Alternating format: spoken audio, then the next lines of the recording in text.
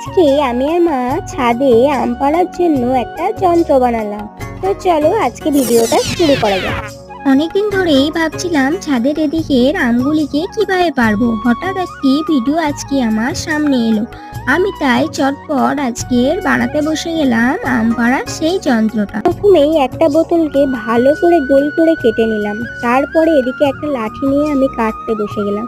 কিন্তু এই লাঠিটা শেড না হয় মা একটা বড় লাঠি আনলো। মা আর বোনকে আমার কোনো কাজে সাহায্য না করলে যেন আমার সেই কাজটা সম্পূর্ণই হয় না। তো যাই হোক, মা এদিকে আমার লাঠিটাকে ভালো করে পরিষ্কার করে দিচ্ছে। আর লাঠিটার মাথায় ভালো করে বোতলটা বেঁধে টাইট করে দড়ির সাহায্যে আটকে দিয়ে এই সাইডে একটা ফুটো করে দড়িটা ভালো করে ঢুকিয়ে দিল। তো যাই হোক, এদিকে বোনও চলে এসছে কলেজ থেকে, আর এদিকে এখন রেডি হয়ে গেছে আমাদের সেই আম পাড়ার